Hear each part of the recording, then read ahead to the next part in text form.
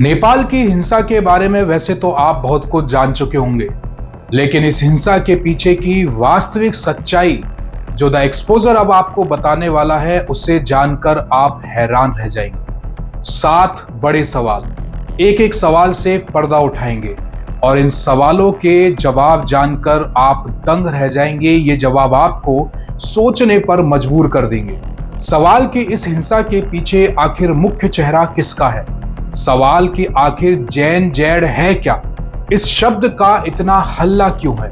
सवाल कि नेपाल में सोशल मीडिया पर बैन क्यों लगाया गया? सवाल कि उस बैन से टिकटॉक कैसे बच निकला? सवाल कि नेपाल में नेपो किड की क्या भूमिका रही इस पूरे आंदोलन में? सवाल कि ये हामी नेपाल क्या है? इन सभी सवालों के जवाब इस घटना के पीछे का पूरा राज खोल करके रख देंगे। सवाल 1 कि ये जेन-जेड क्या है? नेपाल में जेन-जेड का इतना हल्ला क्यों है? नेपाल में हुए इस हिंसक प्रदर्शन में ज्यादातर भागीदारी नौजवानों की रही। उन नौजवानों की जिनका जन्म 1995 से 2010 के बीच हुआ है। ये वो नौजवान है जिनकी उम्र 18 वर्ष से 30 वर्ष के बीच में है। यही कारण है कि इस आंदोलन को जनरेशन जेड यानी कि जेन-जेड का नाम दिया जा रहा है। ये वो युवा हैं जो इंटरनेट और सोशल मीडिया पर पले बड़े हैं। ये युवा फेसबुक, इंस्टाग्राम, टिकटॉक और यूट्यूब जैसे प्लेटफॉर्म पर ज्यादा सक्रिय रहते हैं।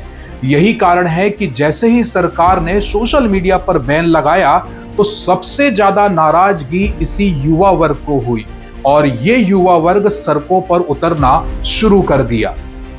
इस युवा वर्ग ने छात्र छात्रों का रूप लेकर के स्कूल की यूनिफॉर्म पहनकर, पीठ पर बैग टांगकर और हाथों में किताबें लेकर के सड़क पर उतरना शुरू कर दिया। सुबह 7 बजे से ये लोग सड़क पर उतरने लगे और दोपहर होते होते एक बड़े आंदोलन ने जन्म ले लिया और इन नौजवानों की संख्या इतनी ज्यादा हो गई कि दोपहर होते होते इस आंदोलन ने हिंसक रूप ले लिया। इन युवाओं ने खुद से नारे बनाए, खुद से पोस्टर तैयार किए और किसी भी राजनीतिक पार्टी से जुड़ाव नहीं रखा। बिना किसी राजनीतिक पार्टी के सहारे इन लोगों ने इतने बड़े आंदोलन को जन्म दिया। यही कारण है कि कई लोग इस आंदोलन को नई पीढ़ी की बगावत कह रहे हैं, इसीलिए इसे जनरेशन जेड का नाम दिया जा रहा है। सवाल 2 कि आखिर नेपाल में सोशल मीडिया को बैन क्यों किया गया? नेपाल सरकार का कहना है कि सोशल मीडिया पर फर्जी अकाउंट की संख्या बढ़ रही थी, अफवाहें बढ़ रही थी, नफरत फैल रही थी और साइबर क्राइम बढ़ रहे थे।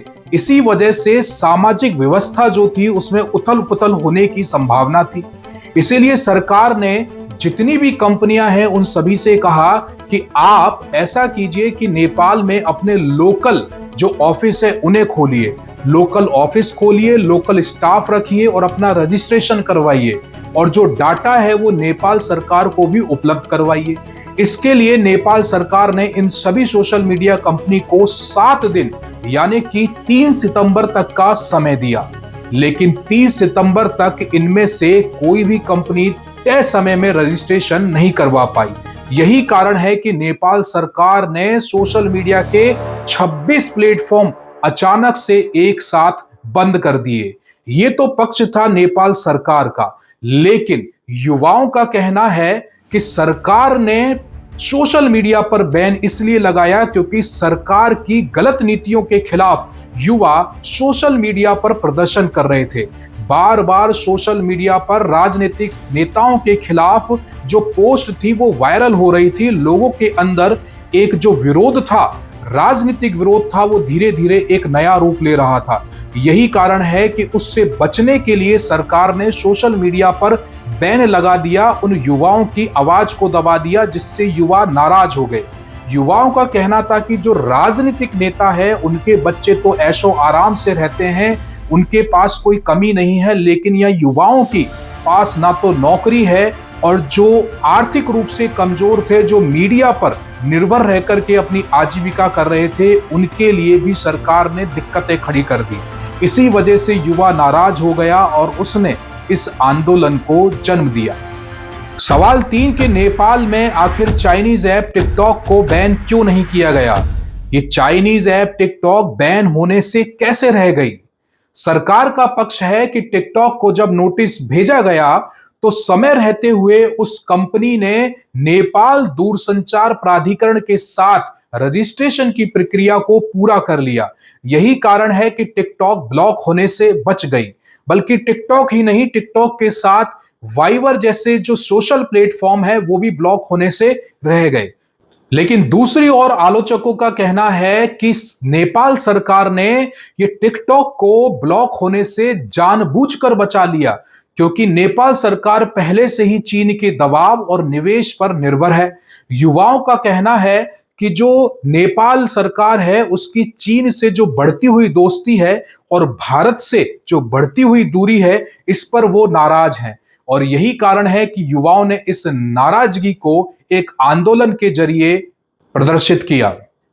सवाल 4 कि आखिर ये नेपाल में नेपो किड या नेपो बेबी ट्रेंड क्या है जिसकी वजह से युवाओं में गुस्सा भड़क उठा? नेपाल में पिछले कई महीनों से सोशल मीडिया पर नेताओं और उनके परिवारों की ऐशो आराम भरी जिंदगी के वीडियो लगातार वायरल हो रहे थे।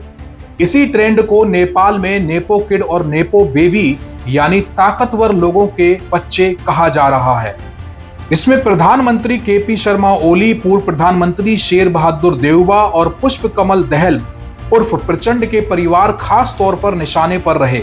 सोशल मीडिया प्लेटफॉर्म पर ऐसे कई वीडियो और तस्वीरें शेयर किए गए जिसमें उनके बच्चों की महंगी कारें, विदेशी शिक्षा और ब्रांडेड कपड़ों के साथ उन्हें दिखाया गया।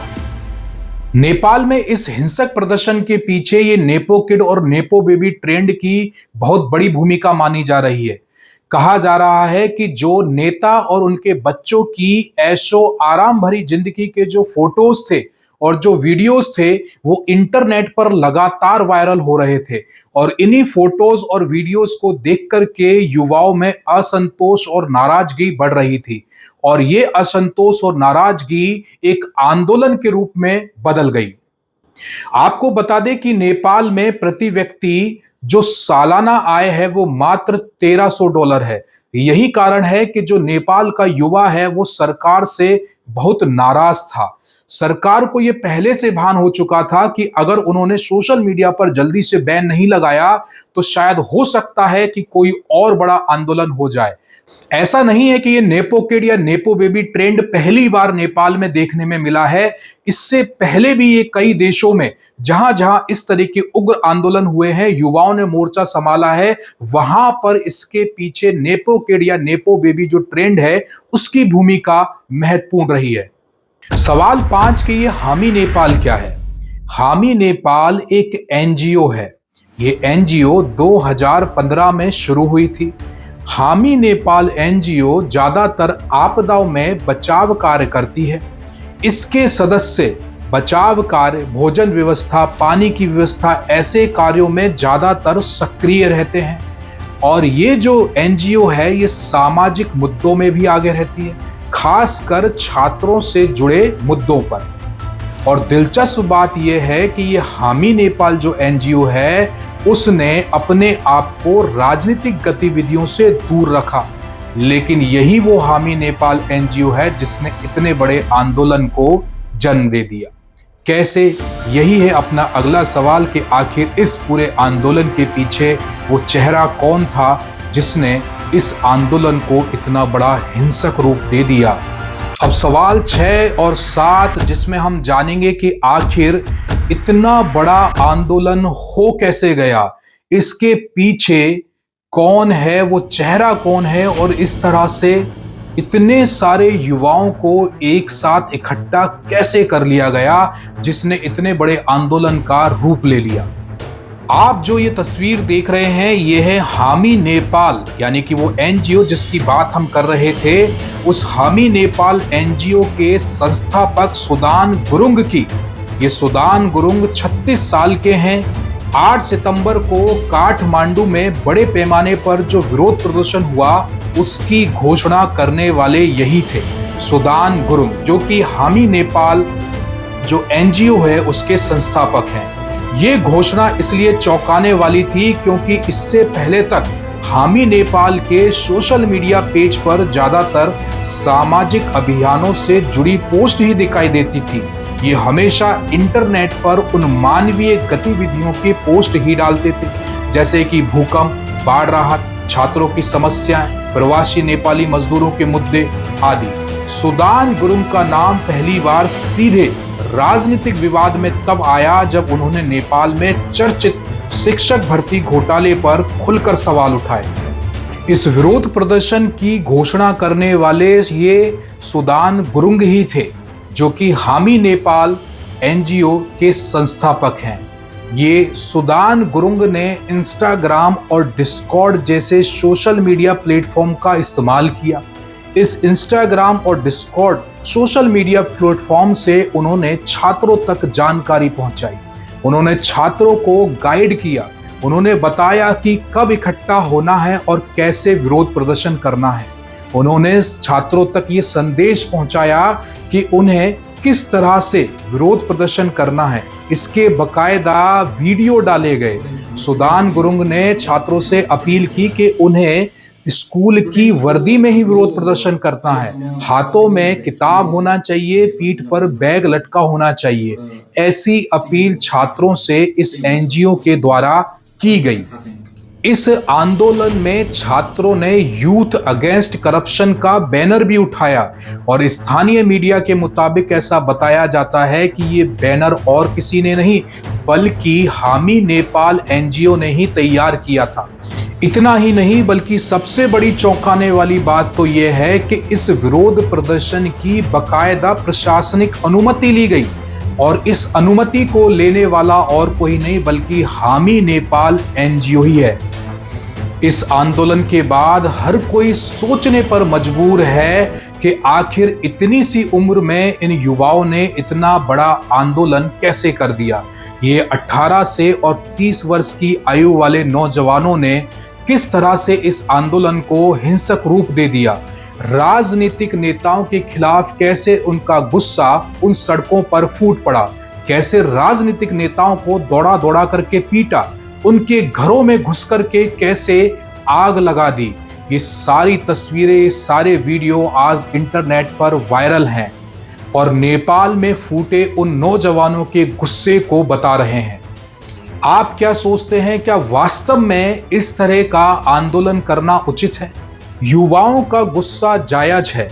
ये एक देश की समस्या नहीं, ये हर एक देश की समस्या है कि वहां पर राजनीतिक नेताओं की जो जिंदगी है वो ऐशो आराम की है। उनके जो बच्चे हैं वो महंगी महंगी कारों में घूम रहे हैं, तरह तरह के शौक कर रहे हैं, ऐशो आराम की जिंदगी जी रहे हैं। वहीं एक आम नागरिक, ये युवा जो है वो नौकरी के लिए भी तरस रहा है। उसकी सालाना आय जो है वो इतनी कम है कि वो जैसे तैसे अपने घर के खर्चों को चला रहा है। गुस्सा जायज है, इसमें कुछ भी दोराय नहीं है कि हकीकत जो है वो ज्यादातर देशों में ऐसी ही है। लेकिन उस गुस्से को ये आंदोलन का रूप देना और वो भी इस तरह से हिंसक आंदोलन का, ये कहां तक उचित है? क्योंकि ये तो एक ट्रेंड बन जाएगा। आने वाले समय में और भी जगह पर इस तरह के हिंसक आंदोलन होना शुरू हो जाएंगे। आखिर इन राजनीतिक समस्याओं का समाधान क्या है? कहीं ऐसा तो नहीं कि आने वाले समय में भारत भी इस तरह के आंदोलन की गिरफ्त में आ जाए? सवाल जायज है।